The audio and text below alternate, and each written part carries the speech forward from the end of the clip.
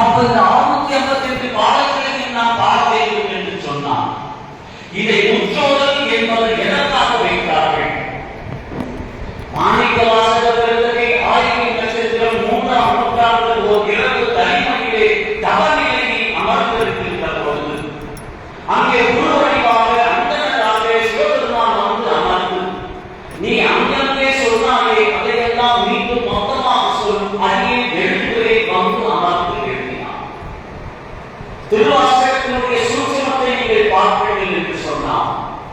திருவாசகம் ஒன்று திருவாசகம் சொல்லப்பட வேண்டும், இல்லை என்றால் திருவாசகம் எழுதப்பட வேண்டும். இதுதான் திருவாசகம் முற்றோதல் அப்படியே வைத்தார்கள். மாணிக்க வாசகர் சொல்ல அழகிய திருச்சிற்றம்பலத்தால் எழுதியது என்று தான் கையை கொண்டு சிவபெருமான் அருளினார் என்ற மாணிக்க வாசகர் பாட அழகிய திருச்சிற்றம்பலத்தால் எழுதியது என்று கையை கொண்டு. அப்ப மாணிக்க வாசகர் சொல்ல எழுதியது, பாட ஓதியது அல்ல, ஓதியது அல்ல திருவாசகம். திருவாசகத்தை ஒன்று சொல்லி பழக வேண்டும், இல்லையே சிவம் செய்த வேலையாக இருந்ததை எழுதி பழக வேண்டும். இந்த திருவாசகம் 51 பதிகம் தில்லை 3ஆம் நூற்றாண்டு ஆயிரம் நட்சத்திரம் ஒரு புதிய சக்தி இந்த பிரபலத்தை உருவாக போகின்ற தனப்பொருள். மாணிக்க வாசகர் பெருந்தகை தவநிலையில் வந்து அமர்ந்து அந்த திருவாசகத்தினுடைய 51 பாடல்களையும் பதிகங்களையும் எடுத்து உரைக்கின்ற பொழுது இருவருடைய சிந்தைகளை கொண்டு தோன்றுகிறார். மாணிக்க வாசகருடைய சிந்தைகளை நாம் சொல்வதை போல நமக்கு பின்னாடி வர சந்ததிகள் யாரெல்லாம் இந்த திருவாசகத்தை சொல்லி பழகப் போகிறார்களோ தெரியவில்லை. அவருடைய சிந்தையிலே பிற்காலத்தில் எத்தனை நூற்றாண்டு எத்தனை யுகங்கள் கடந்தாலும் இந்த திருவாசகத்தை யாரெல்லாம் சொல்ல வேண்டும் என்று, யாரெல்லாம் பாட வேண்டும் என்று ஒரு பட்டியல் தயாரித்தார் மாணிக்க வாசகர் பெருந்தகை. அந்த பட்டியலில் எழுதிய பெயர் திருநாமங்கள் எல்லாம் பிற்காலத்தில் அந்த திருநாமங்கள் கொண்ட ஜீவாத்மா மாநில சக்தியை தாண்டி இந்த பிரபலத்தை பிறந்து திருவாசகம் முற்றோதலில் கலந்து கொள்ளக்கூடிய பெரும் பாக்கியத்தை 3ஆம் நூற்றாண்டு தில்லையிலே மணிவாசகர் பெருமானால் எழுதப்பட்ட திருப்பயர். மணிவாசகருடைய சிந்தையிலேயே இப்படி தோன்றுகிற போது எதை அமர்ந்திருக்கிறவன் அந்த பரம்பொருள் அவன் திருவாசகத்தை தான் கைப்பட எடுத்து ஆரம்பிக்கின்ற பொழுது பின்னாடி வர சந்ததிகள் யாரெல்லாம் எந்த வேலையை செய்ய போகிறார்களோ தெரியவில்லை என்று அக்கணப்பொழுது ஒரு பட்டியலை தயாரித்தான். அந்த பட்டியலில் உங்கள் திருநாமங்கள் எல்லாம் இருந்திருக்கக்கூடிய வாக்கியத்தை பெற்றதனால இத்தனை நூற்றாண்டு நகர்பட நீங்கள் எல்லாம் இந்த திருவாசகத்தை எழுதியிருக்கிறீர்கள். இந்த 51 பதிகங்கள் திருவாசகத்தை நாம் என்ன சொல்கிறது? ஏன் திருவாசகத்தை படித்தால் என்ன பயன், என்ன பலன்? நாம் உலக வாழ்க்கைக்காக திருவாசகத்தை எழுதி பழகின்றோமா? என் பிள்ளைங்க வேலை கிடைச்சிடணும், என் பொண்ணு கல்யாணம் நடந்தோம், வீடு கஷ்டம் நீங்கிடணும், இவைகளுக்காக திருவாசகத்தை எழுத சொன்னான் சிவபெருமான் மணிவாசகர் பெருந்தகை. திருவாசகத்தினுடைய படிப்பதனுடைய பலன் என்ன, பயன் என்ன? உலக வாழ்க்கையில் ஈடுபட்டு உலக தேவைகளை நீ இறைவனிடம் கேட்டு பெறக்கூடிய பாக்கியத்தை திருவாசகத்தின் மூலமாக எழுப்பது என்பது எளிது. அதுக்கு திருவாசகம் தேவை. சிவனே சிவனே என்று ஒரு குரலை கொடுத்தால் உலக வாழ்க்கையுடைய கஷ்டங்கள் நீங்குவதற்கு அந்த திருநாமம் மட்டும் போதும். ஆனால் ஏன் இந்த திருவாசகம் நமக்கு அருளப்பட்டது? ஏன் இந்த திருவாசகம் சிவபெருமானே எழுதப்பட்டது?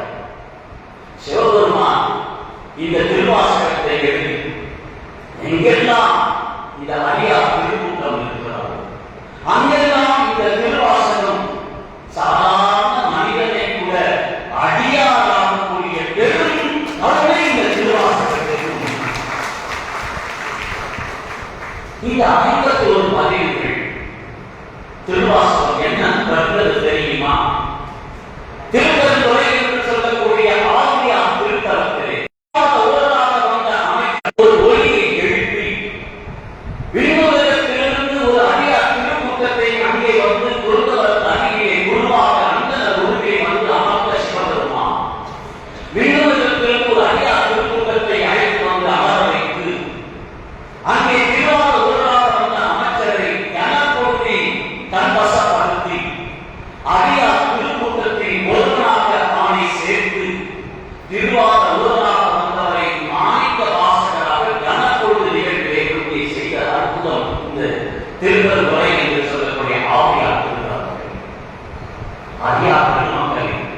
திருவாசகம் என்ன தந்தது தெரியுமா? மாணிக்கவாசகரை வரலாறை நீங்கள் ஒரு நிகழ்வை நீங்கள் பார்த்தால் கூட அதனுடைய உணர்வை நீங்கள் பெறுவீர்கள். திருப்பெருந்துறை என்று சொல்லக்கூடிய ஆவியார் திருத்தலத்திலே அந்த உருவிலே சிவபெருமான் வந்தான், குருவாக வந்தான், மாநில சக்தியை தாங்கி வந்தான், குருந்த மரத்து அருகிலே அமர்ந்தான், திருவாரூர் ஊராக இழுத்தான், தன் சீடராக மாற்றினான், அனைத்து அற்புதங்களையும் செய்துவிட்டு மாணிக்கவாசகரை பல திருத்தலங்களை சென்று இறுதியாக பிள்ளையை வந்து என்னை பார் என்று உத்தரவிட்டு போனார். மாமிடராக வந்த திருப்பெருந்துறையிலே திருவாரூராக வந்தவர் அடியாராக மாறினார். அடியாராக அடியார் கூட்டத்தில் சேர்த்தவன் தன் சீடராக மாற்றினான். சீடராக மாற்றியவனை மாணிக்கவாசகராக மாற்றினான்.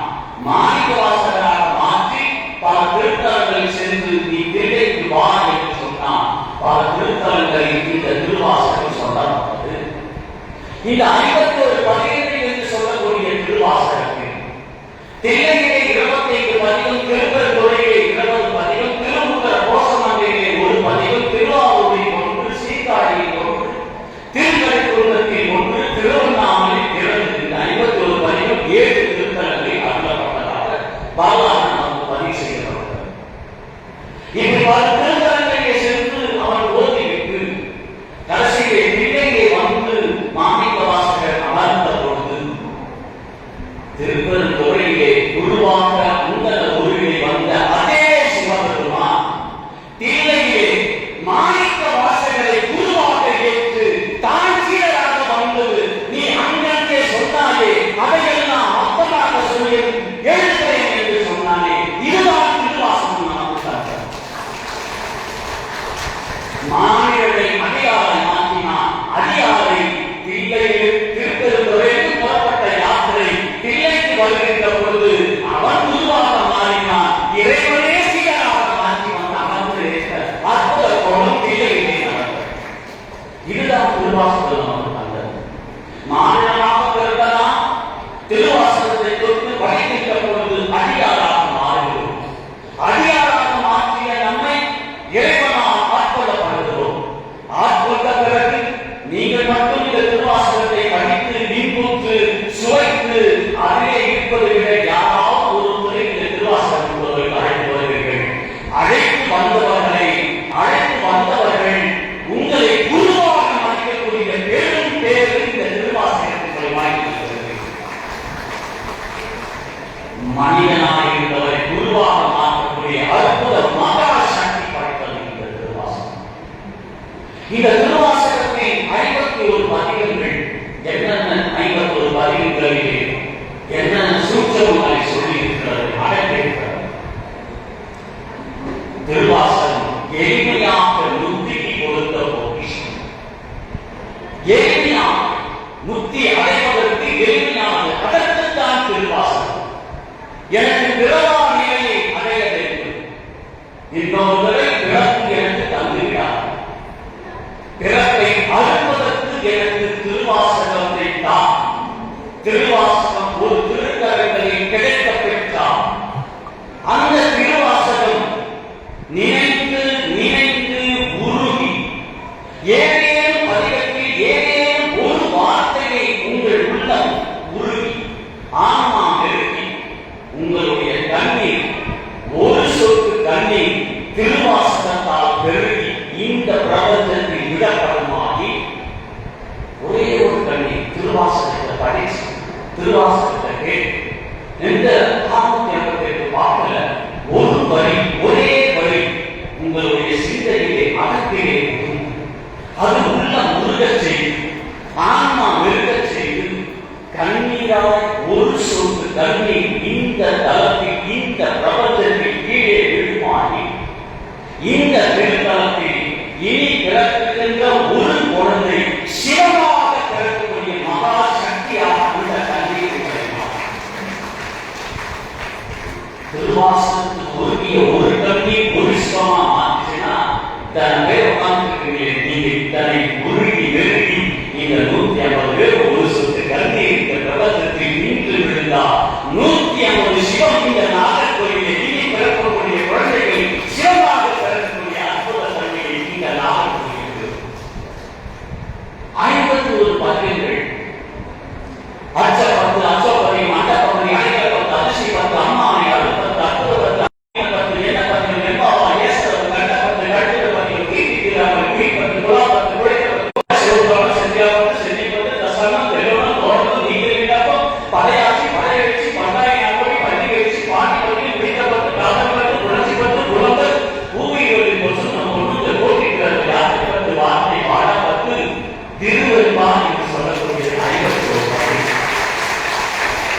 அதே அகர வரிசை இந்த 51 பதிவுகளை எடுத்து வைத்திருக்கிறேன்.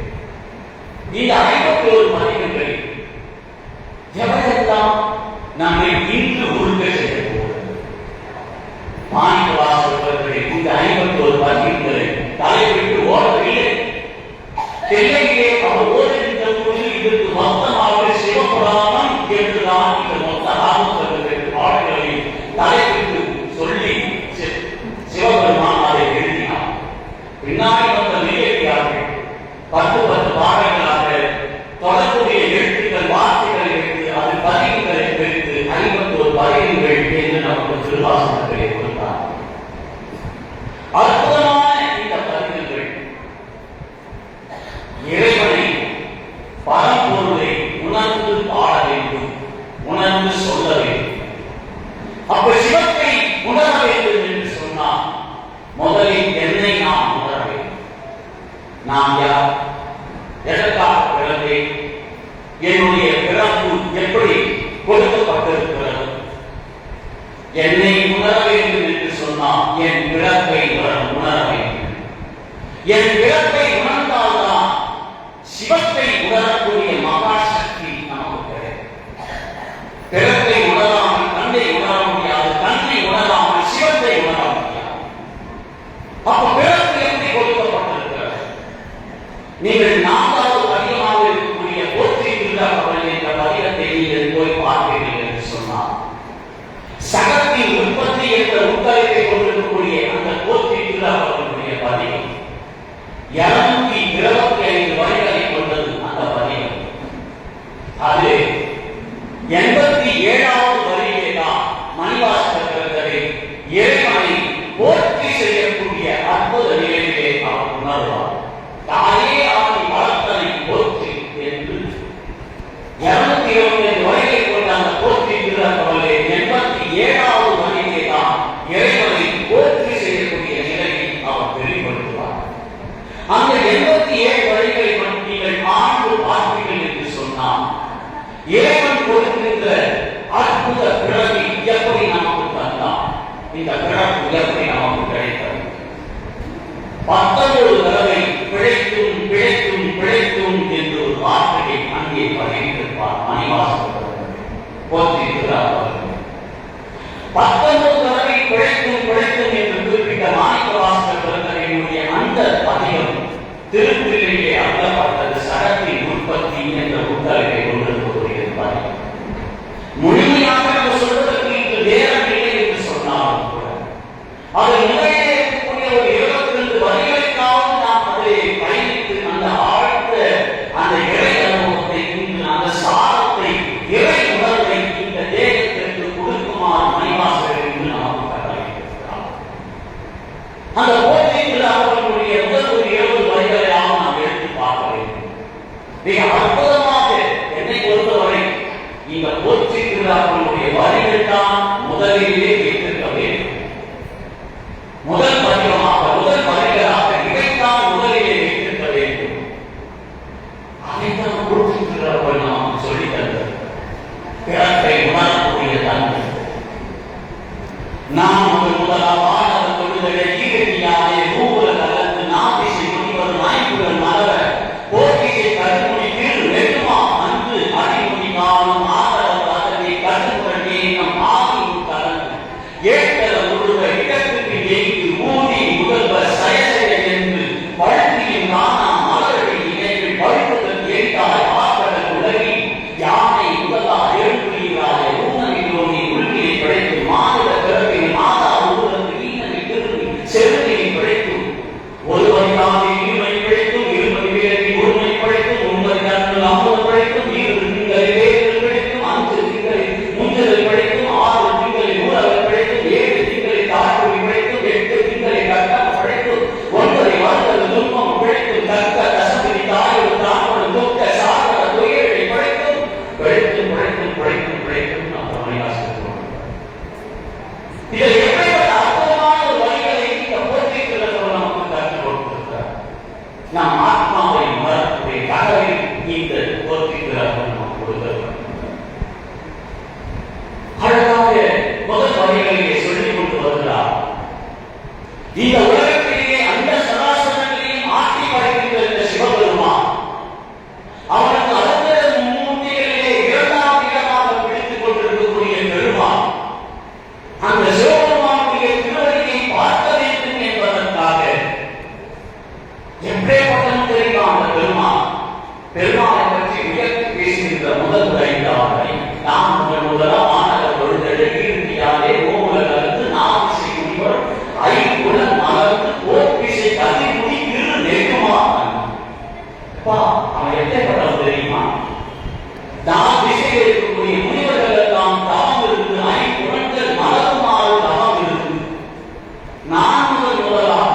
பிரம்மதேவன் முதலாக எல்லோரும் அவனை போற்றக்கூடிய நிலையிலே இருப்பவர். ஈரடியாலே மூலகத்தை ஆழ்ந்தவர். மாவேலி என்ற அசுரனுடைய அனபாவத்தை அழிக்க வேண்டும் என்று ஒருவரை விண்ணுலகம், இன்னொருவரை மண்ணுலகம், மூன்றாவதை அவன் சிறப்பிலே வைத்து அவன் ஆணவத்தை அழிக்கிய மகா சக்தி படைத்தவன் அந்த பெருமான்.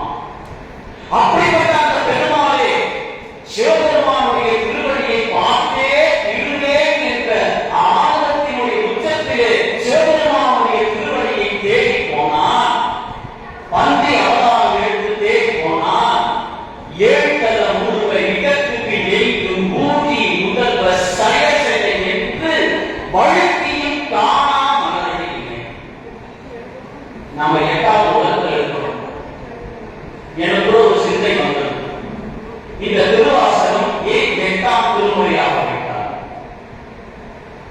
பலவிதமாக சொல்கிறார்கள். தேவாரங்களை ஏன் 7 திருமுறைகளாக வைத்துவிட்டு 8ஆவதாக இந்த திருவாசகத்தை வைத்தார்கள். அதேபோல சிந்தையிலே இது நீண்ட நாள் எனக்கு ஒரு கோரிக்கையாக மணிவாசக பெருமானை வைத்திருந்தேன்.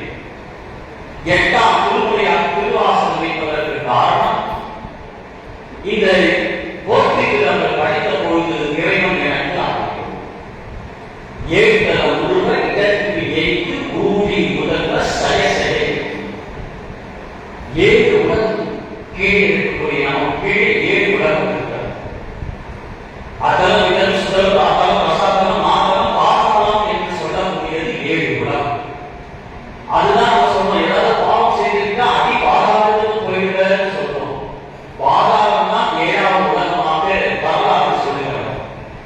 அந்த பாதாளம் வரை பெருமாள் சென்று தேடி போய் பார்த்தும் அவருடைய திருவடியை காணவில்லை. வழக்கியும் காண அவரடியில்லை.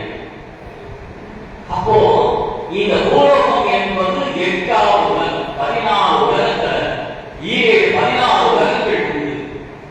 அந்த 14 உலகங்களை தான் மாணிக்க வாசகத்தை குறிப்பிட்ட பிறவியாக 14 பிறவிகளை சிவபுராணத்திலே குறிப்பிட்டிருக்கிறார். புல்லாகி, பூதமாய், புழுவாய், மரமாகி, பல்விருகமாகி, பறவையாய், பாம்பாகி, கல்லாய், மனிதராய், பேயாய், கண்டலாய், வல்ல அசுரராகி, முனிவராய், தேவராய். இதுதான் 14 பிறவிகள். நமக்கு கீழே 7 உலகம் உண்டு. நமக்கு மேலே 6 உலகம் உண்டு. மொத்தம் 16 உலகம். நாம் இருப்பதோ 8ஆவது உலகம். இந்த 8ஆவது உலகத்திலே தில்லையிலே சிவபெருமான் வந்து அருளியதா இது 8ஆம் திருமுறையாக திருவாசகத்தை வைத்திருப்பாரோ என்று அறிய சிந்தனை. இந்த திருவாசகம் தேவலோகத்தில் அருளப்படல, கைலாயத்தில் அருளப்படல, பிரம்மலோகத்தில் அருளப்படல. எங்க அருளப்பட்டுச்சு? நாமெல்லாம் படிக்கணும்னு மனிதர்களுக்காக, உயிரினங்களுக்காக அருளப்பட்டது இந்த திருவாசகம். 8ஆம் உலகத்தில் அருளப்பட்ட இந்த திருவாசகம் தேடி போய் அவர் முயற்சி செய்யும் போது தோல்வி அடைந்து வெட்டத்தில் நாமே முடிகிறார் என்று மணிவாசகர் பதிவிட்டார். அடுத்த ஒரு வரி அற்புதமாக போராடுவார். நிறைய மக்களே, வாழ்வதற்கு எளிதான ஆற்றல உலகில் ஒரு வார்த்தை. ஏய், நீ மனுஷனா பிறந்தா எளிதாக சிவபெருமானுடைய திருவடி நீ இருக்கும் இடத்தை அவர் வந்து தந்து விடுவான். எப்படி அவன் கொடுத்துருவான்? அப்படிப்பட்ட பெருமாளே கிடைக்கவில்லை, எனக்கு எப்படி கிடைக்கும் அப்படின்னு நீ கேள்வி கேட்டீங்கன்னா அதற்கு மணிவாசகர் பின்னாடி வரக்கூடிய வரிகளில் பதில் சொல்லுவான். நீ உன்னை உணர்ந்துருவான். அறிந்து அறிந்து மாணவரால் பிறத்தல் அறிந்து அதன்பின் அறிந்து பொருள் பொருளிக்கு பிறத்தல் இல்லாமல் அறிந்து என்று அறிந்து கொண்டே வந்தார்கள். அதை பாட்டி எங்கே சென்றாலும் அடியை இதை சொல்வது உண்டு. இவை எல்லாத்தையும் போட்டு அதை பாட்டி கடைசியில் ஒரு 3 வரையை சேர்ந்திருக்கலாம். அறிந்து அறிந்து தமிழராய் பிறத்தல் எல்லாத்தையும் அறிந்து என்று ஒரு வார்த்தையை போட்டிருக்கலாம். அதை விட அறிந்து சைவராய் பிறப்பது அறிந்து அதன் எல்லாத்தையும் அறிந்து திருவாசகத்தை கடந்தால் படிப்பது பிறகு கிடைப்பது அறிவு அறிவு அறிவு எல்லாத்தையும். மனுஷங்களுக்கு எப்படி நமக்கு கிடைக்கிறது தெரியுமா?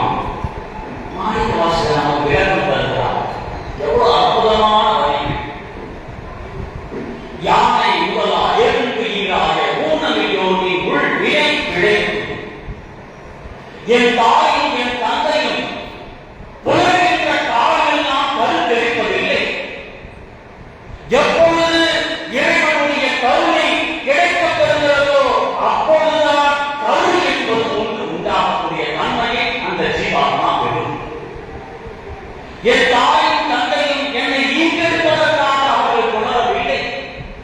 அவர்கள் உணர்ந்த போது சிவபெருமான் கருணை கிடைத்தது. அதனால் என்னை ஈன்றெடுக்கக்கூடிய பெரும் பாக்கியம் அவர்களுக்கு கிடைத்தது. என்னை ஈன்றெடுப்பதற்காக பிறக்க அவர்கள் உணரவில்லை என்று சொல்லுகின்ற பொழுது இங்கே இருப்பவர்களுடைய அனைத்து பிறவிகளும் அப்படித்தான் சிவபெருமான் வந்தார். யானை முதலாக எழுதினாய ஓனவியோனி உள் வினை பிழைத்து தாயும் தந்தை இந்த உலகத்தில் சிறிய உருவம் கொண்ட எறும்பு முதல் பெரிய உருவம் கொண்ட யானை வரை எங்கோ ஏதேனும் ஒரு மூலையில் உணர்ந்து கொண்டே இருக்கிறதே. அதன் வைத்திருந்தெல்லாம் தப்பித்து பிழைக்க வைத்து என்னை இந்த தமிழ்நாட்டில் பிறக்கலாம் என்று ஏழைகளுடைய கருணை கிடைத்த பிறகு உணர்கின்ற அந்த காலத்தில் ஏழைகளுடைய கருணை அங்கேயே உருந்தெறியா காலத்திலே உள்புகுந்து உளமங்கி கருத்திருத்தி உள்புக்கு கருணையை நான் ஆண்டு கொண்டான் சொல்லலாம். உருந்தெறியா காலத்திலே என்னை ஆண்டு கொண்டான். இந்த ஜீவாத்மாவை இந்த உயிரை இந்த தமிழ்நாட்டில் முதலிலே மனிதனாக பிறப்பதற்கு கருணை கொடுத்தார். அந்த கருணையை தாண்டி பெரும் கருணையாளன் இவன் தமிழனாக பிறக்கலாம் என்று உத்தரவிட்டார். தமிழனாக பிறந்ததோடு மட்டுமல்லாமல் இவன் திருவாசகத்தை குறித்து பேசட்டும் என்று உத்தரவிட்டார். இத்தனை கருணையும் பெற்றுக்கொண்டு இந்த ஜீவாத்மா இந்த திருவாசகத்தை கொடுக்கும் பார்க்கும் எழுதும் கேட்கும் ஆனந்தத்தை பெற்றுக் கொண்டிருக்கிறது.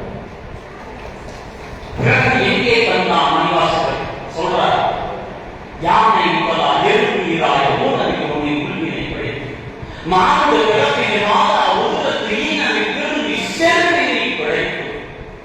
என் தந்தையினுடைய சுக்கிரமானது தாயினுடைய கருவறையிலே இருக்கக்கூடிய உதரத்திலே போய் சேர்க்கின்ற காலம் வருகிறது. அந்த காலத்திலே தந்தையினுடைய சுக்கிரத்திலிருந்து லட்சக்கணக்கான அணுக்கள் புறப்பட்டு எழுந்து வரும். தாயின் உதிரத்திலிருந்து லட்சக்கணக்கான கிருமிகள் எழப்பட்டு இது ரெண்டுக்கும் போர் நடக்குமா? செருவினை பிழைக்கும் போரினை பிழைக்கும் சொல்றார். செருவினா போர். இந்த லட்சக்கணக்கான அணுக்களும் லட்சக்கணக்கான கிருமிகளும் இடையே நடக்கின்ற அந்த போர் நடந்து கொண்டிருக்கிறது.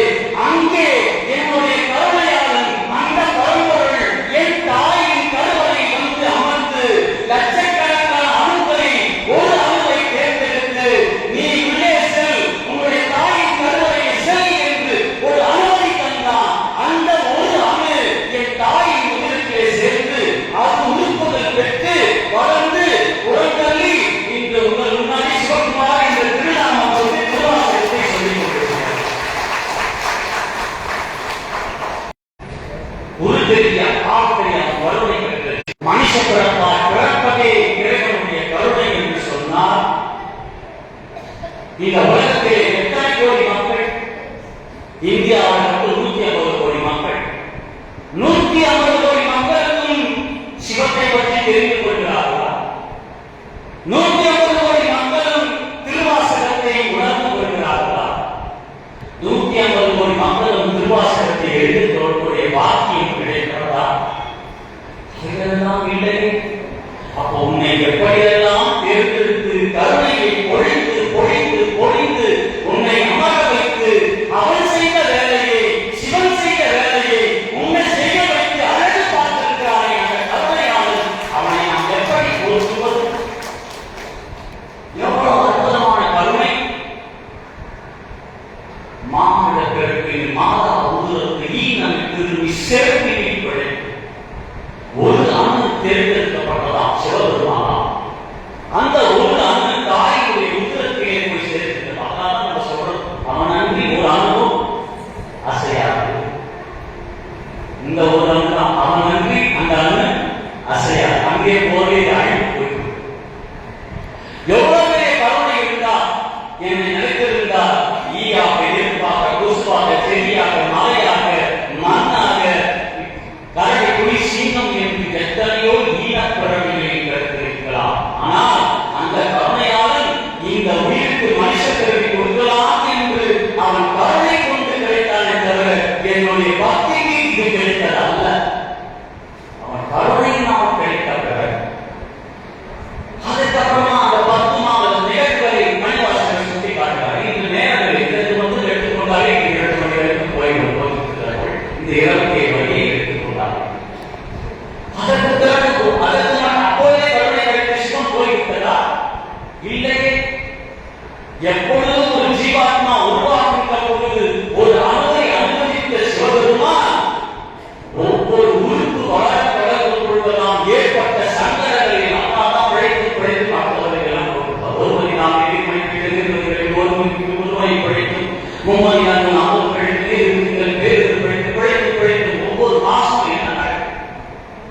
உள்ளே இருப்பதெல்லாம் நம்மளை அழிப்பதற்காகவே முயற்சி செய்யுமா? அந்த கேள்விகள் உள்ளே இருக்கக்கூடியது நம் தலைவியை அப்போதே அழித்துவிட முயற்சி செய்யும்.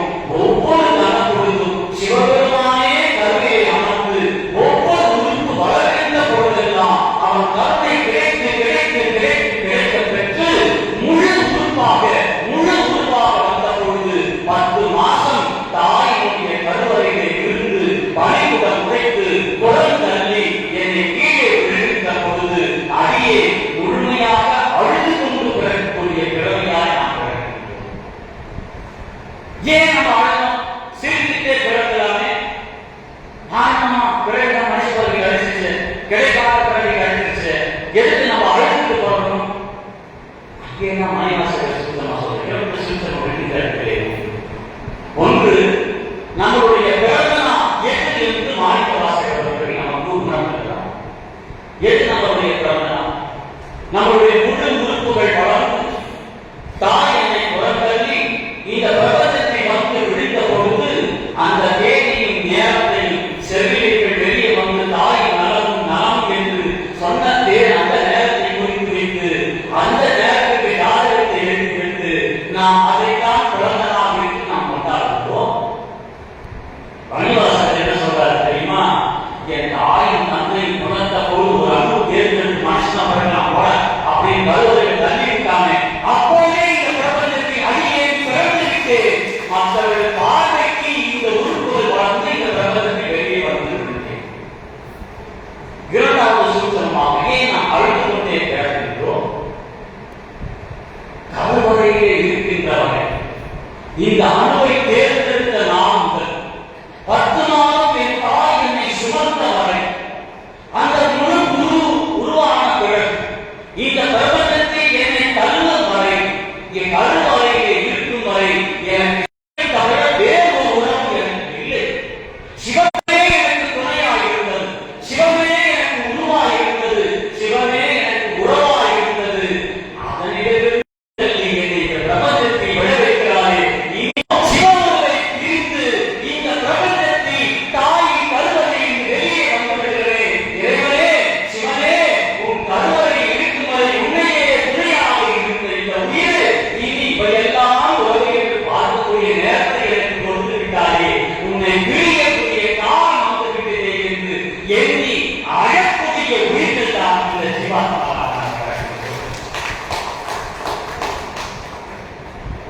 சிவம் நம்மை தேர்ந்தெடுத்து உறுப்புகள் வளர்ந்து இந்த தேகத்தை முழுமையாக இந்த பிரபஞ்சத்தை தள்ளியவர் முதலிலே கண்பிடித்து பார்க்கின்ற உறவாக நாம் பார்ப்பது சிவத்தை விட்டுவிட்டு யாரை உறவாக பார்க்கிறோம் என்றால் நம் தாயின் தான் முதலிலே கண்பிடித்து பார்க்கிறோம். உடனே இந்த மனம் சொல்கிறது, அப்ப சொல்லிருக்கோம், இப்ப தெரியாது, நினைச்சு பார்த்தாலும் நம்மளால நினைச்சு பார்க்க முடியும். ஆனா மாணிக்க வாசகர் சொல்றார், இந்த குழந்தையாக இருந்து குழந்தையின் அந்த குழந்தையை தாய் அரவணைப்பில் எடுத்துக்கின்ற பொழுது அப்போ இந்த உயிரும் ஆன்மாவும் சொல்லியது, தாயே இன்னும் நீதான் எனக்கு எல்லாம் உறவு, சிவம் என்ற பிரபஞ்சத்திலே குழந்தை வைத்துவிட்டது, இனி தாயே நீதான் எல்லாமே என்று இந்த ஆன்மா அப்பொழுது சொல்ல தொடங்கியது. கரு இந்த தேகம் தாயை தாய் தந்தையை பார்க்கிறார், இவன் தான் அப்பா. அப்ப மனசு சொல்கிறது, எங்க அப்பா அம்மா தான் எனக்கு எல்லாமே. அப்படியே அப்பா மனசு எனக்கு எங்க அப்பா அம்மா தான் எல்லாமே. கொஞ்சம் கருத்து தெரியுது, பருவம் அடைந்த போது இவன் தான் சகோதரன், இவன் தான் சகோதரி, இவர்கள் தான் உன்னுடைய பலம், இவர்கள் எல்லாம் ஒரே வயதில் இருந்து பிறந்தவர்கள் என்று தாய் தந்தை சுற்றி காட்டுகிறார். சகோதர சகோதரிகள் இவர்கள் தான் என்னுடைய பலம் கருத்து தெரிவிக்கின்றான். எல்லாமே பருவத்தை சகோதர சகோதரிகள் மட்டுமே பலமாக நினைத்தது இந்த மனம். காலம் கழிந்து பருவம் அடைந்த பொழுது கரம் பிடித்து ஒரு கணவனையோ மனைவியோ ஒருவருக்கு கொடுக்கிறார்கள், கடமை செய்கிறார்கள். அதுவரை பற்றிருந்த என்னுடைய பற்றல் எல்லாம் என் மனைவிதான் எல்லாமே, என் புருஷன் தான் எல்லாமே என்று இந்த பற்றானது மாறி போயிருக்கின்றது. கணவன் மனைவி ஒருவர் மீது பற்று கொள்கிறார்கள். காலம் கடந்த பொழுது அது இருவருக்கும் சேர்ந்து ஒரு குழந்தை ஒன்று பிறக்கிறது. இருவருமாய் சேர்ந்து தானும் நீயும் நானும் என்ற பற்று மாறி குழந்தை மீது பற்று கொள்ள ஆரம்பிக்கிறது இந்த மனம். குழந்தைகள் வளர்ந்து அவர்களுக்கு பருவகாலம் அடையும் போது நாம் அவர்களுக்கு கடமையை செய்கின்றோம். அவர்களுக்கும் ஒரு குழந்தை பிறக்கிறது. தாத்தா பாட்டி என்று நமக்கு அந்த வார்த்தை செவிகளிலே விழுந்த பொழுது இதற்காகத்தானே இவ்வளவு நாள் அந்த உயிரை கையில் பிடித்திருந்தேன், என்ன ஆனந்த சொல் என்று நமக்கு அந்த செவிகளிலே ஒரு இன்பத்தை தருகிறது. காலப்போக்கு அவர்களும் வளர்ந்து அவர்களின் கடமையை அவர்கள் ஆரம்பிக்கின்ற பொழுது அடியே வந்ததையெல்லாம் திரும்பி பார்க்கின்றேன். எவையெல்லாம் மெய் மெய் மெய், இவன் தான் எல்லாமே, இதுதான் எங்கே தாய்தான் எல்லாம் என்று நினைத்து பார்த்தேன். அந்த தாயை எல்லாமே என்று நினைத்தேன். எப்படி என்னை விட்டு போவதற்கு அவருக்கு மனம் வந்தது? ஆஹா, தாய் என்னோடு இல்லை. தாய் காட்டிய உறவு அப்பா, அப்பா எங்கே இருக்கிறார் தேடி பார்க்கிறேன். அப்பாவும் என்னோடு இல்லை. அப்பா அம்மா காட்டிய சகோதர சகோதரிகள் எனக்கு என்றால் எதற்காலும் செய்வார்கள் என்று அவர்கள் தான் என் பலம் என்று நினைத்தேன். இந்த உயிர் அவர்கள் வாழ்க்கையை பார்க்க தொடங்கினார்கள். என்னை யாரும் கேட்டு திரும்பி பார்க்க கூட நேரம் இல்லாமல் போய்விட்டது. ஆஹா, மகன் மகளை உயிரை கலை பிடித்து வயிற்றை விட்டு பிடித்து மகனும் அவர்கள் திருமண வாழ்க்கையில் ஈடுபட்ட பிறகு அவர்கள் வாழ்க்கையை பார்ப்பதற்கே அவர்களுக்கு சரியாக இருக்கிறது. என்னை திரும்பி பார்ப்பதற்கு கூட அவர்களுக்கு நேரம் இல்லாமல் போனது.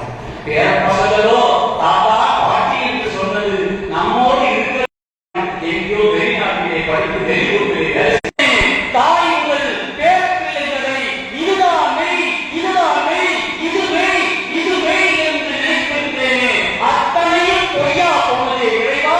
கருவறையில் இருந்த சிவமே மெய் என்று உணரக்கூடிய வயது திரும்பி பார்க்கின்ற பொழுது 60 வயது ஆனது. 60 வயது கடந்த பொழுது திருவாசகத்தின் கரங்களை கிடைத்தது. கருவறையிலே இந்த சிவன் மீண்டும் எனக்கு உறவாய் திருவாசகத்தின் மூலமா என்னிடம் வந்து சேர்ந்தது. யானை பொய், என் நெஞ்சம் பொய், என் நம்பும் பொய், ஆனா விலையே அழுதால் உன்னை நான் பெறலாமே. என்னுடைய உறவுகள் எல்லாம் பொய், நான் கண்டதெல்லாம் பொய். யார் மெய்? கருவறை. சுடுகாட்டுக்கு போகும்போது அழைத்து போன சிவம்தான் எனக்கு மெய். கருவறையில் இருந்த அந்த உறவு வயது கடந்த பிறகு நமக்கு வந்து கிடைத்தது திருவாசகத்தின் மூலமா. அப்போ இவ்வளவு நான் வாழ்ந்த வாழ்க்கை, இத்தனை வாழ்ந்த வாழ்க்கை எதுவும் என்னை தாண்டி பிடிக்கவில்லையே. இத்தனை ஆண்டுதான் யாருக்காக வாழ்ந்தேன் ஐயா? அவையெல்லாம் மெய் என்று உணரக்கூடிய வயதாய் நீ 60 வயதை எனக்கு கொடுத்திருக்கிறாயே, என்னை முன்னாடி காலத்திலே கொடுக்கக்கூடாதா? அவைகள் எல்லாம் முன்னாடி காலத்திலே பயன்பெற்றிருந்தால் நீங்கள் இந்த திருவாசகத்தை எழுதி அதன் மூலமாக பயன்பெற்ற சிவத்தினுடைய கருணையை அருமையை நீங்கள் எழுதி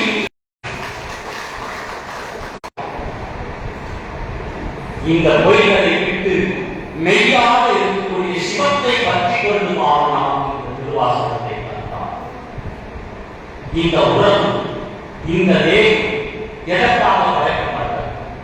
இந்த தேகத்தை வைத்து நாம் என்ன செய்ய போகிறோம்? கையால் தொழுதும் கடல் சேவடிகள் தழும்ம தழுவிக் கொண்டு எய்யாது என்ற தலைவர் வைத்து எம் பெருமான் பெருமான் என்று ஐயா எங்கள் வாயாளரை அடல் சேவெழுது ஒப்ப ஐயா கரசே ஆசைப்பட்டு தந்தாய் அம்மானே. இறைவன், இந்த தேகத்தை நீ கொடுத்தாய். இந்த தேகத்தை நீ கொடுத்ததனுடைய பயனாக மனித பிறவி எனக்கு கிடைத்தது.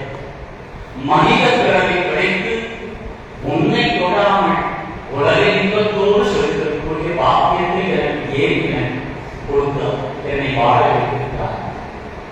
உன்னுடைய கருணையும் அருள் மட்டும் இருந்தால் மட்டுமே போதும்.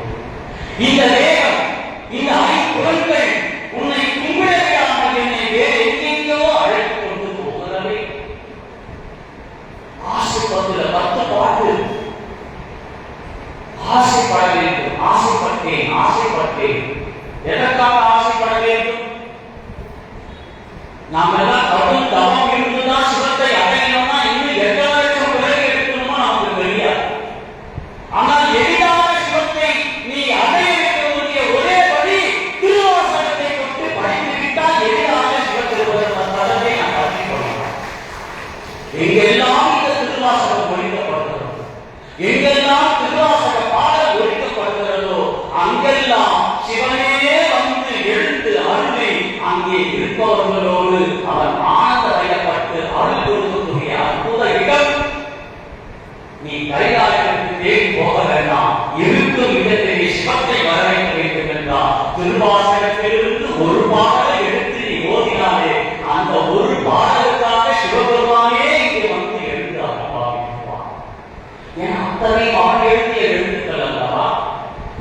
அதை ஒழிக்கின்ற பொழுது இந்த பிரபஞ்சத்தில் எங்கோ நாம் எழுதிய எழுத்துக்கள் ஒழிக்கிறதே என்று ஒழிக்கப்பட்ட இடத்தில் சிவமே எழுத்து அனுபவிக்கின்ற அற்புத மகாசக்தி இந்த திருவாசகம். இந்த தேகம் இறைவனை வழிபடாமல் இந்த மனமும் உறுப்புகளும் எங்கேயோ எதையோ ஆகிவிட்டிருக்கிறது. திருவாசகத்தினுடைய மொத்த சாபத்தை நீங்கள் விழித்து எடுத்து பார்ப்பீர்கள் என்று சொன்னால் 3 சாரம் தான் மீண்டும் மீண்டும் திருவாசகத்தை மண்வாசகர் பதிவிட்டிருக்கிறார். அது என்ன சாரம்? திருவாசகத்தினுடைய ஒட்டுமொத்த சாரம். இறைவனே, சிவனே, நீ இருக்கும் இடத்தில் என்னை நீ வைத்துவிடு. முதல் கோரிக்கை மணிவாசகர். நீ எங்கே இருக்கிறாயோ அந்த இடத்தில் என்னை நீ வைத்துவிடு. அவர் கேட்டார்கள், அவருக்கு அந்த பாக்கியம் இருக்கிறது, அவருக்கு அந்த முழு தகுதி இருக்கிறது. அதனால் அவர் கேட்டார், நாம் அவன் கேட்க முடியுமா? சிவனே, நீ இருக்கும் இடத்தில் என்னை வைத்துவிடு. நாம் எல்லாம் அப்படிப்பட்ட பிறவியான அவர் சிவன் இருக்கும் இடத்தில் நமக்கு தெரியாது. கைலாயம் என்று சொல்வார்கள். எங்கே இருக்கிறதுனா நான் இருக்கிறது, கைலாயம் அவங்கதான் இருக்கிறது, கைலாயம் எங்க இருக்கிறது, கைலாயம் யாருக்கு தெரியும்? கைலாயம் எங்கே இருக்கிறது தெரியாது. சிவன் எங்கே இருக்கிறார் தெரியாது. பரம்பொருள் எங்கே இருக்கிறது தெரியாது. சிவனே, நீ இருக்கும் இடத்தில் என்னை வைத்து இல்ல நடக்க. அப்ப மணிவாசகர் சொல்றார், அப்படின்னா நான் இருக்கும் இடத்தில் நீ வந்து தங்கிவிடு. நீ இருக்கும் இடம் எனக்கு தெரியாது, ஆனா நான் இருக்கும் இடம் உனக்கு தெரியல. அப்ப நான் இருக்கும் இடத்துல நீ வந்து தங்கிவிடு. அதற்கு தான் கொடுத்தான் திருவாசகர் மணிவாசகர். நீ இருக்கும் இடத்தில் நான் வந்து தங்கிவிடுகிறேன் என்று திருவாசக எழுத்துக்களை தானே வந்து எழுதி உங்களுக்கு கொடுத்திருக்கிறார் மணிவாசகர். அப்ப மூன்றாவது மணிவாசகர் சிவபெருமான் கேட்கிறார், இறைவனே, ஒருவேளை இந்த திருவாசகம் திருமுறைகள் இவைகள் எல்லாம் படித்தால்தான் உன்னை வந்து அடைய முடியுமா? பிற்கால வருகிறதோ பரிவுமாக வரப்போகிறது. அங்கே மாநிலங்களாக பிறந்து பல விஷயங்களை செய்யக்கூடிய தகுதி இல்லாமல் வாழக்கூடியவர்கள் எல்லாம் தகுதி பெற்று மனிதர்களாக உட்படுத்தி அங்கும் இங்குமாக பிரிந்து கொண்டிருக்கிறார்களே. அப்ப அவர்களெல்லாம் உன்னை வந்து அடைய முடியாதா? அவர்களும் உன்னுடைய பிறப்பு தானே, அவர்களெல்லாம் வந்து உன்னை அடையக்கூடாதா? அப்ப அவர்களும் அடைய வேண்டும். அதற்கு ஏதாவது ஒரு வழி இருந்தா சொல். மணிவாசகர் சிவபெருமான் கேட்கிறார். அதுக்கு சிவபெருமான் சொல்றார், மூன்றாவது வழியாக சொல்கிறார், அவர்களும் என்னை வந்து அடையலாம். திருமுறைகள் தெரியாதவர்கள், திருவாசகத்தை தெரியாதவர்கள், யோக தெரியாதவர்கள், படிக்க தெரியாதவர்கள், அவர்களும் என்னை வந்து தெரியாத அடையலாம். அது எப்படி சாமி? நீ சொல்லு, நான் திருவாசகம் சொல்றாங்க, யாரும் படிச்சு தெரிஞ்சுக்கணும். மாணிக்கவாசகர் சொல்றார். அப்போ மாணிக்கவாசகர் சிவபெருமான் சொல்கிறார், நாடகத்தாலும் நதியா ஓ நதிக்கு நாடகமே வீடத்தே புகுந்திடுவான் மிக தெரியும் தெரிகின்றேன். மூன்றாவது சொல்றார். என்ன சொல்றார் தெரியுமா? எப்பா, உனக்கு திருவாசகம் தெரியாதா? தெரியாது. திருமுறைகள் தெரியாதா? தெரியாது. அப்ப அவன் நான் எப்படி வந்து உன்னோட அதே மாதிரி செய்யணும் கேட்கறதுல அவன் ஒண்ணு சொல்றா, திருவாசகத்தில் மூலியமா சொல்லி அடியா திருக்கூட்டம் எங்கே இருக்கிறவோ கள்ளத்தனமாக அவன் உள்ளே வந்து அமர வைக்கிறது. அதுக்கப்புறம் நான் அவன் பார்க்கிறேன், அவன் நான் அடியாரா பார்க்கிறேன். அடியா திருக்கூட்டத்தில் ஒருவனாக வந்து கலப்போம். மாணிக்கவாசகர் வந்து திருவாசகம்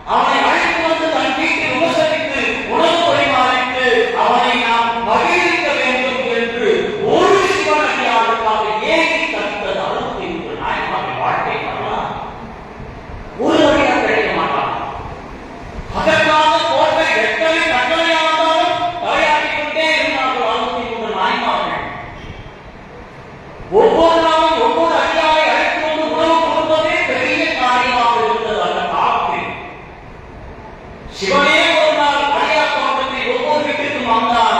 வந்த கேட்டதெல்லாம் என்னென்ன கேட்டால் தெரியுமா? நாயமார்கள், ஏப்பா உங்களுடைய உள்ள வேணும், கரியா வேணும், நீயே சமைக்கணும், நீயும் கொண்டாடி வெட்டணும், 3 பேரும் சிரிக்கணும், அந்த தலைக்கரையோடு எனக்கு பரிமாறணும். சரி சாமி, எவ்வளவு சாப்பிட்டா போதும் சாமி, முதல்ல நீ வந்து சாப்பிடுங்க சாமி. நான் வருவதெல்லாம் வந்து சாப்பிட்டு உங்க கொண்டாடி எவ்வளவு அனுப்பி வைக்கணும் சாமி. அதுனா சாமி, யார் எவ்வளவு எடுத்து போனாலும் நான் பார்த்துக்க சாமி, நீங்க எடுத்து போங்க சாமி. 63 நாயன்மார்கள் ஒரு அடியாத்தான் இல்லத்தில் உணவு எடுத்துக் கொள்வதற்காக உன்னை வெட்டத்தான் வந்திருக்கிறான் என்று தெரிந்தும் கூட அடியார் உருவத்தில் வந்துவிட்டார். அவனை தன் இடத்திற்கு அழைத்து அமர்வாவிட்டு அவனுக்கு சேவை செய்த திருக்கூட்டம் அடியார். நாம் எவ்வளவு புண்ணியம் செய்திருக்கிறோம். அவர்கள் காலத்தில் ஒரு நாயன்மாரை கிடைக்கவில்லை, ஒரு அடியார் கிடைக்கவில்லை என்று ஒவ்வொரு நாயன்மாரும் ஒவ்வொரு நாளும் தவித்த பொழுது இங்கே சிவானந்தி அம்மா இவ்வளவு அடியார் கொடுத்த எளிதாக இங்கே கூட்டு உட்கார வைத்திருக்கிறார்கள். இத்தனை அடியார்களையும் ஒரே நாளில் பார்க்கக்கூடிய பெரும் பாக்கியத்தை தந்திருக்கிறார்கள். அந்த இறைவனுடைய கருணையினால் இருந்தால் இதற்கெல்லாம் காரணம் இந்த பிரபஞ்சத்தில் எங்கு பார்த்தாலும் இந்த அடியார் திருக்கூட்டத்தை காணக்கூடிய பாக்கியம் இந்த திருமுறைகளால் நமக்கு கிடைக்கப்பெறுகிறது. திருமுறைகள் தான் அடியார் திருக்கூட்டத்தை உருவாக்கும். அந்த திருமுறைகள் தந்தவர்கள் தான் நாகபுரம் 27 ஆசிரியர்களை கொண்டு 76 நூல்களை கொண்டு 12 திருமுறைகள் என்று அழைத்திருக்கிறார்களே, அந்த திருமுறைகள் என்றால் இல்லை என்றால் இப்படி அடியார் திருக்கூட்டம் இல்லை. அப்படிப்பட்ட இந்த திருமுறை இறைவன் நமக்கு அருளப்பட்ட இந்த திருவாசகம் எப்பேற்பட்ட கிழமை நமக்கு தந்திருக்கிறார். செந்திலா 10 நிறைவாக இந்த கல்வியுடைய சாரத்தை பார்த்து நான் சான்றிதழ் எவ்வளவு பேர் இத்தனை பேர் இருக்கீங்க, எவ்வளவு 220 பேர் சான்றிதழ் இன்னும் 5 வருஷத்துனா 225 வரை கோபிக்கிறவர்கள் ஒவ்வொரு வருஷம் ஒவ்வொருத்தரும் கூட்டு போயிட்டு இருக்காங்க.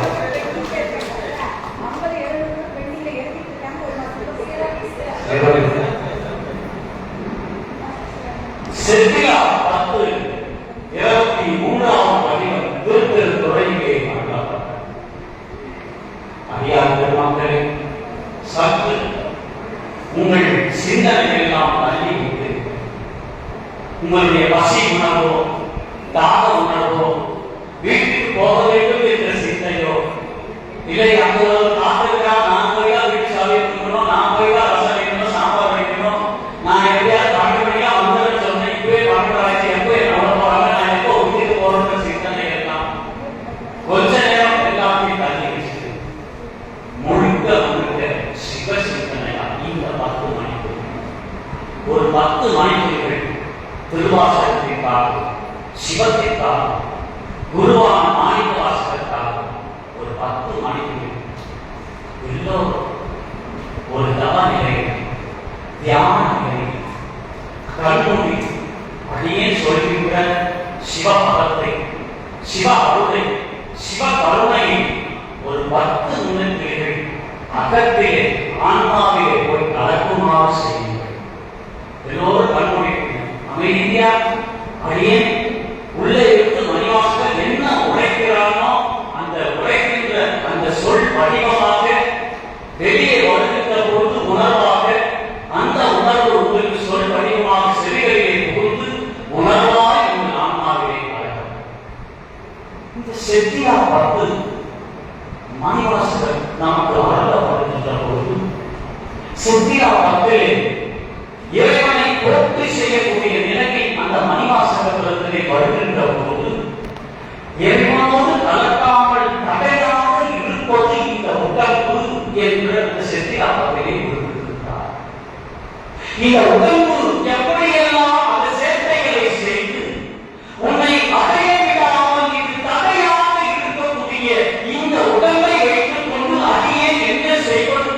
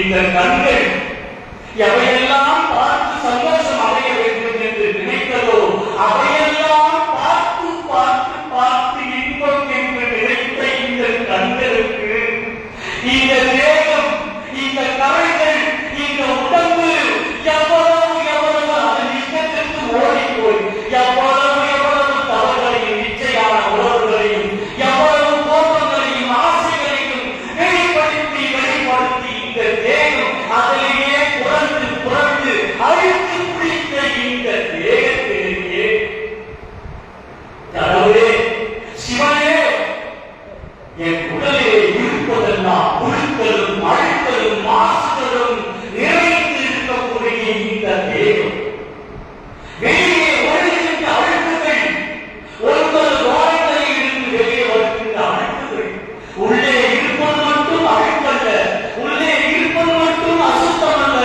உள்ளே இருப்பது மட்டும் மலம் அல்ல, வெளியே ஒழுகுகின்ற மலம், கண்களிலே வருகின்ற நீர் அழுக்கு, மூக்கிலே வர சளி அழுக்கு, வாயிலே வர எச்சை அழுக்கு, காலே வர சீவு அழுக்கு, சிறுநீரகம் அழுக்கு, மலம் அழுக்கு, 9 வாரங்களில் வருவதெல்லாம் அழுக்காக பெறுகின்ற இந்த உடல், உள்ளுக்குள்ளே அழுக்கலும் மாசலும் நிறைந்த இந்த தேகம், அழுக்கு பிடித்த இந்த மனம், ஆசாபாசங்கள் நிறைந்த இந்த மனம், இறைவனே, நீயே வந்தாய் இந்த திருவாசகத்தை அளித்து இந்த நாளிலே அது சொல்லக்கூடிய பெரும் பாக்கியத்தை தந்த என் பெருமானே, உன் கருணையை அடியே என்னவென்று சொல்லுவேன், என்னவென்று சொல்லுவேன். இந்த நாளிலே யார் திருவாசகத்தை இருக்கிறார்? இந்த நாளிலே யார் என்னை திருவாசகத்தை நீ சொல்ல வைத்திருக்கிறாய்? இந்த கருணைகள் எவ்வளவு ஆபாசமான செய்திகளை செய்ய தரத்திலேயா இந்த திருவாசகத்தை என்னை வைத்து நீ எழுதியிருக்கிறாய்? இறைவனே, உன்னை என்னவென்று சொல்வது, உன் கருணையை என்னவென்று சொல்வது, உன் அருளை என்னவென்று சொல்லி உன்னை போற்றி புகழ்வது, எத்தனை உயர்வுடைய இடத்தை எடுத்து தந்திருக்கிறார். அதை அறியாமல் இந்த தேகம் உருளாமல், இந்த மனம் உருளாமல் இன்னும் கல்லாவே வாழ்ந்து கொண்டிருக்கிறதே இறைவா, உன்னுடைய கருணை, உன்னுடைய அருளை, உன்னுடைய திருவருளை, நீ எனக்கு கொடுத்த இந்த பாக்கியத்தை இந்த ஜென்மம் இருக்கும் வரை இந்த ஆன்மா உன்னை போற்றிக் கொண்டே இருக்க வேண்டும், உன்னை புகழ்ந்து கொண்டே இருக்க வேண்டும். உண்மை தவிர வேறு சொல்லி நாவிலே வராமல் நீ பாதுகாக்க வேண்டும். சிவனே, சிவனே, சிவனே, சிவனே என்று உன் திருநாமம் மட்டுமே உச்சரிக்கக்கூடிய பாக்கியத்தை எனக்கு நீ அருள வேண்டும் என் பெருமானே. இப்படி என்னை 2 நிலையிலும் இருந்து என்னை சித்திரவதை செய்ய வைத்தாய். ஒன்று, உன் சொல்லை சொல்லக்கூடிய தேகமாக என்னை மாற்றிவிடு. இல்லையே இந்த தேகத்தை விட்டு இந்த ஜீவாத்மா உன்னோடு கலக்குமாறு எனக்கு செய்யும். நான் செத்தும் செத்திலாமல் வாழ வைக்காதே. மணிவாசகர் குறுக்கி சொன்ன அந்த செத்திலாமல் இறைவனை உன்னோடு இருப்பதற்கு எனக்கு தகுதி இல்லை. உன் வார்த்தையை இந்த நாவிலே உச்சரிப்பதற்கு எனக்கு தகுதி இல்லை. ஆனால் பெரும் கருணையாளன் அல்லவானே, கேட்காமலேயே வாரி வாரி கருணையை தருவித்தாயே. மாநில பிறப்பாய் நாம் பிறந்து விட்டார். நம்மை போல சிவத்துக்கு தொந்தரவு செய்யக்கூடிய பிறவி வேறு எந்த பிறவியும் கிடையாது. ஒவ்வொரு ஆலயத்திலையும் இந்த மாநில பிறவி போய் சிவத்திகள் கருவறையில் நிற்கின்ற போது 1000 விண்ணப்பத்தை ஒவ்வொருத்தரும் வைத்து வருகிறது. ஆனால் இந்த பிரபஞ்சத்தில் மாநிலத்தில் மட்டும் வாழவில்லை, எல்லா உயிரினங்களும் வாழ்ந்து கொண்டிருக்கிறது. எல்லா உயிரினங்களும் எதுவும் தன் தேவை என்று சிவத்திடம் கேட்டு பெறுவதற்கு அதற்கு தகுதி இல்லாமல் போனது. ஆனால் எல்லாத்தையும் கேட்டு பெறக்கூடிய தகுதி இந்த மாநிலத்திற்கு மட்டுமே படைக்கப்பட்டிருக்கிற அற்புத பிறப்பு சிவபெருமான் வந்திருக்கிறார். மற்ற உயிரினங்கள் எல்லாம் எதுவும் போய் சிவத்திடம் கேட்பதில்லை. ஆனால் கேட்டுத்தான் சிவனும் தருவ இடத்தில் அவன் இல்லை. கேட்காமலேயே எல்லா உயிரினங்களையும் வாழ வைத்தார். அந்த உயிரினங்களை போலவே நம்மளையும் வாழ வைத்தார். ஆனால்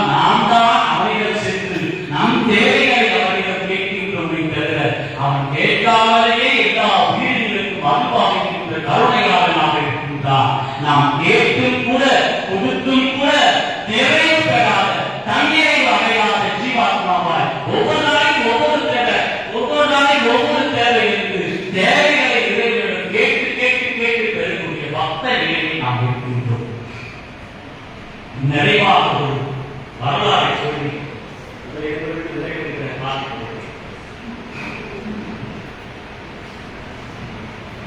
எங்கள் திருத்தலத்தில் ரமணா வாழ்ந்ததா அவங்க எல்லாருக்கும் தெரியும். நம்மளை பத்தி தெரியாம யாரும் இருக்க போறதில்லை. அந்த ரமணா பகவானிடம் ஒரு மனிதன் சென்று கேட்டான், சுவாமி எனக்கு ஒரு சந்தேகம் சுவாமி. சொல்லுங்கப்பா, என்னப்பா உங்களுடைய சந்தேகம்? இல்ல சுவாமி, நான் மனுஷனா இருக்கிறேன், எல்லா ஆலயத்துக்கும் போறேன், சாமி கும்பிடுவேன், பக்தியா இருப்பேன்.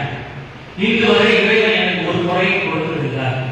நல்ல மனைவி, நல்ல மக்கள், வீடு இருக்கிறது, போது சாமி, நான் நிறைவா வாழ்க்கை ஒரு முறை கடவுள் எனக்கு கொடுக்கல. ஆனா உங்களுக்கு சாமி சின்ன வயசிலிருந்தே திருச்சூழிலிருந்து புறப்பட்டு திருவண்ணாமலை வந்து சிவனே கதி என்று சிவத்தை மட்டுமே நினைத்து நினைத்து உருகி இன்று பெரிய மகானாக எல்லோருக்கும் காட்சி கொடுக்கிறீங்க. ஆனா அப்படி வாழ்ந்த உங்களுக்கு போய் புற்றுநோயை இறைவன் கொடுத்திருக்கிறாரே சாமி. எனக்கு எந்த நோய் இல்லையே, நான் எல்லா சௌபாகியத்தோடு வாழ்க்கை கொடுக்கிறேன். இதனுடைய சூட்சமம் என்னன்னு தெரியல சாமின்னு கேட்டார். அப்போ ராமபா செவிக்கே சொன்னாரா, உன்னுடைய கேள்வியிலேயே அது பதில் இருக்கிறதுப்பா. என்ன சாமி சொல்றீங்க? நீ என்ன சொன்னாய்? அங்கங்கே கோயிலுக்கு போல உன் தேவை எவ்வளோ சிவக்கிற கேட்ப சிவமும் கொடுக்கும், அது வாய் வந்து வச்சுட்டு நீ நல்லபடியா சுத்தமா வாழணும்னு சொன்ன. ஆமா சாமி, நீ சாதாரண பக்தமே இருக்கிறாய். உன்னுடைய தேவைகளை இறைவனிடம் கேட்டு பெற்று ஆனந்தமாய் வாழ்ந்து கொண்டிருக்கிறாய். அடியேனோ இறைவன் எதையெல்லாம் எனக்கு தருகிறானோ அவையெல்லாம் ஆனந்தமாய் அனுபவிக்கக்கூடிய நிலையில் அடியே இருக்கிறேன். நீ இறைவனிடம் கேட்டு பெறுகின்றாய், இறைவன் தந்தையெல்லாம் நான் ஆனந்தமாய் அனுபவித்துக் கொண்டிருக்கிறேன். இதுதான் பக்தருக்கும் அடியாருக்கும் உள்ள வேறுபாடு என்று சொன்னார். உன்னுடைய பார்வையில் இந்த புற்று என்பது நோய். மனித அறியாததை நீ சொல்ற புற்று நோய்னு சொல்ற. இந்த புற்றை அடக்க வேண்டும் என்று சொன்னான். ஒரு கணத்தோடு என்னுடைய பிரார்த்தனை மூலமாக இந்த புற்றை அடியில் அகற்றிவிட முடியும். ஆனால் இதற்காக இன்னொரு பிறகு எடுத்து நான் இந்த பிறப்பை அறுப்பதற்கு வாழ வேண்டும். எவன் ஒருவன் அவன் கொடுத்ததையெல்லாம் ஆனந்தமாய் அனுபவிக்கிறானோ அவன் மகாநிலைக்கு அடியார்களுக்கு உயர்வான். எவன் ஒருவன் தான் விரும்பியதை இறைவன் கேட்டு பெறுகிறானோ அவன் சாதாரண மனிதனாக வாழ்ந்து கொண்டிருக்கிறான் என்று சொன்னான். உன்னுடைய பார்வையில் இந்த புற்று என்பது நோய், என்னுடைய பார்வையில் இறைவன் முக்திக்கு அளித்த பரிசாக இந்த புற்றை அறிஞர் அனுபவித்துக் கொண்டிருக்கிறேன் என்று சொன்னார். இதைத்தான் அடியார்கள் மக்கள் உணர்ந்து கொள்ள வேண்டும். சுமதி சுமதி சுமதி சுமதி இறைவன் எதையெல்லாம் நமக்கு தருகிறானோ அவையெல்லாம் ஆனந்தமாய் அனுபவிக்கக்கூடிய நிலையை உயர்த்தக்கூடிய பக்குவ நிலையை இந்த ஜீவாத்மா இந்த தேகத்துக்கு தருவதுதான் நாம் திருவாசகத்தோடு பயன்படுவதற்கான முழு நிலையை நம்மால் அடைய முடியும். அப்படிப்பட்ட நிலையில் இறைவன் நமக்கு அருளிய இந்த புத்திக்கு பொக்கிஷமாக அறியப்பட்ட திருவாசகம் நீங்கள் எல்லாம் எழுதியிருக்கிறீர்கள். எழுதியதற்கான சான்றிதழை இங்கே வைக்கப்பட்டிருக்கிறார். நீங்கள் எல்லாம் எழுதுவதற்கான பட்டமளி விழாவாய் நீங்கள் நினைக்கிறீர்கள்.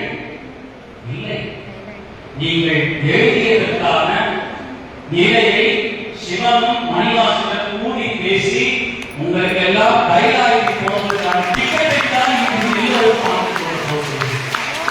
நுழைவு சீட்டு, கைலாய்க்கு போவதற்கு நுழைவு சீட்டு இங்கே கொடுக்கப்பட சொல்கிறார். திருவாசகத்தை எழுதியிருக்கிறீர்களா? உங்களுடைய ஆன்மா கைலாயத்திற்கு நுழைகின்ற போது சிவகங்கள் வெள்ளியை தடுக்கும். நீங்கள் எல்லாம் யார் எப்படி இங்கே வந்தீர்கள்? கைலாயத்துக்கு வந்தீர்கள். எப்படி வந்தீர்கள்? நாங்கள் திருவாசகம் எழுதிக்கிறோம். ஒரு திருவாசகத்தை நீங்க வரலாம், நீங்க வரலாம். சிவகங்களுக்கு எந்த தடையும் இருந்தால் கைலாயத்துக்கு போவதற்கு இந்த திருவாசகம் உங்களுக்கு உதவி செய்யும். நீங்கள் எழுதிய இந்த திருவாசகம் இந்த சான்றிதழ் உங்கள் கைலாயத்தில் போவதற்கு எந்த தடையும் இல்லாமல் நீங்கள் கைலாயத்தை தான் இந்த திருவாசகத்தின் மூலமாக நீங்கள் பெற்றிருக்கிறீர்கள். உலகத்தில் காசந்தா மாணவி நான் இங்க ஒரு நாள் பிளான் பண்ணேன். ஆனா கைலாயத்தில் ஒரு மனக்கண்ணா திருவாசகத்தை 7 நாள் தான் கைலாயத்தில் ஒரு மனம். அந்த கைலாயத்தில் மனம் வாங்கி அடுத்த ஒரு தலைமுறையில பாப்பா நான் பார்த்துக்கிறேன், பாப்பா நான் பார்த்துக்கிறேன், நான் அங்கதான் உனக்காக நான் மனம் வாங்கி வச்சுக்கிறேன், வா நம்ம போடலாம். அப்படிப்பட்ட அற்புத இந்த திருவாசகத்தை உலகம் முழுக்க கடந்த ஆண்டு திருவாசகத்தை எழுத வேண்டும் என்ற உணர்வோடு வெளிப்பட்ட ஒரு சொல் உலகம் முழுக்க கொண்டு போய் சேர்த்தான் இந்த மணிவாசகத்தில். 14 நாடுகளில் இந்த திருவாசகம் எழுதப்பட்டது. சென்ற ஆண்டு அந்த மாநாடு நடக்கும் வரை 10,000 பேர் எழுதினார்கள். அதிலிருந்து இன்று வரை கிட்டத்தட்ட 7,000 பேர் கூடுதலாக எழுதி கிட்டத்தட்ட 14,000 பேர் இந்த திருவாசகத்தை இன்று வரை எழுதி கொண்டிருக்கிறார்கள். அது மட்டும் அல்லாமல் 6 மொழிகளில் திருவாசகம் எழுதப்பட்டது. அந்த மாநாடு நடத்தும் போது 6 மொழிகளிலே திருவாசகம் எழுதப்பட்டது. அப்படிப்பட்ட 10,000 பேர் அங்கே வந்து போன சென்ற வருடம் மாநாடு சில பேர் வந்திருந்தாங்க. அவங்களுக்கு தெரியும் நாம சொல்றதெல்லாம் உண்மையா என்னன்னு. மாநாடு இவங்க ஒரு மலையாளம் ஐயா இங்க ஒரு கூட்டம் அந்த அடியார் கூட்டம் வந்து மலையாளத்துல திருவாசகத்தை 500 புக்கு வெளியிட்டு இருக்காங்க. எழுமிலிருந்தாங்க அந்த அடியார் அவங்க தலைவி 500 புக்கு மலையாளத்துல எழுதி அந்த இடம் இல்ல மார்த்தாண்ட குளித்துறை பரப்பிட்டு இருக்காங்க. வெகு சீக்கிரத்தில் சென்ற ஆண்டு இந்த மாநாடு வராதெல்லாம் இந்த ஆண்டு நாம் திருவாசக தெய்வீக மாநாடு இந்த ஆண்டு நாம் ஜூலையிலே நடத்த இருக்கிறோம். சிறப்பு